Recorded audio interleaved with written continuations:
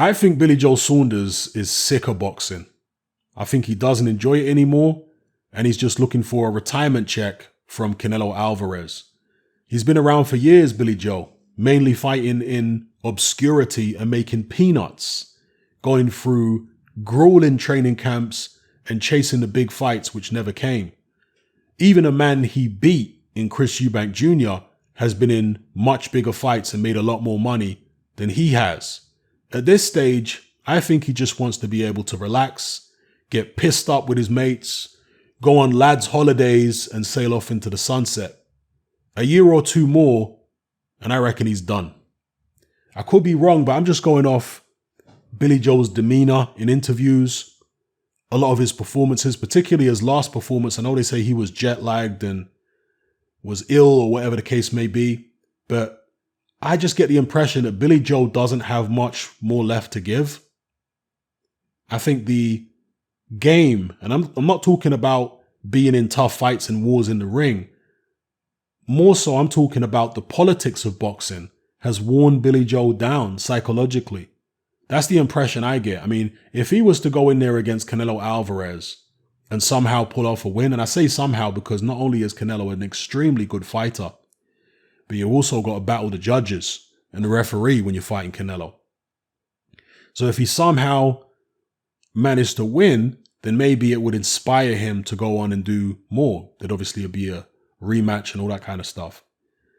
But I get the impression that if he was to lose to Canelo and get paid a load of money, that we wouldn't really see much more of Billy Joe after that. That's the impression I get. Maybe they'd match you with Callum Smith. Maybe he'd have that rematch of Eubank Jr. But I think a year or two more and Billy Joe is done as a top-level fighter. If that, could be sooner. So, again, I could very well be wrong. I don't want to write him off or anything like that.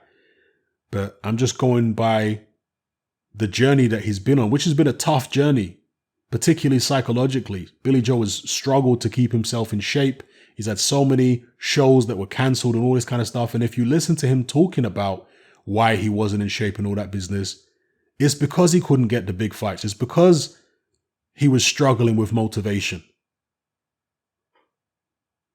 And I think there's only so much that a fighter has in the tank by way of, that get up and go. I think the industry, the business of boxing can wear you down. And that's where I think Billy Joe is right now. Billy Joe, to me, looks happiest when he's bantering and with his friends and all that kind of stuff. I think drinking and going out and lads' holidays is a big part of it, to be honest with you. I think Billy Joe, the impression I get is that Billy Joe would rather be doing that than boxing, than waking up and doing road work and all this kind of business. I'm sure he enjoys fighting itself, but the training, I don't know whether Billy Joe's really on that anymore. Remember, Billy Joe's been switching trainers all over the place. And one of the reasons he left Adam Booth is because he said there's too many bad influences in Hatfield or around London. Not necessarily bad as in evil, but, bad as in friends who he might go out for meals with, drinking with, all that kind of stuff. Struggles to discipline himself around his friends. So he literally has to remove himself from that, or he felt at the time anyway, he had to remove himself from that environment completely and go up to Sheffield to train with Dominic Ingle. So, yeah, let me know what you guys think in the comment section below. Am I being too hasty here, thinking that Billy Joe is sick and tired of boxing and he doesn't have much longer left in the game at top level? Or do you agree? Let me know, people. It's happening. I'm out.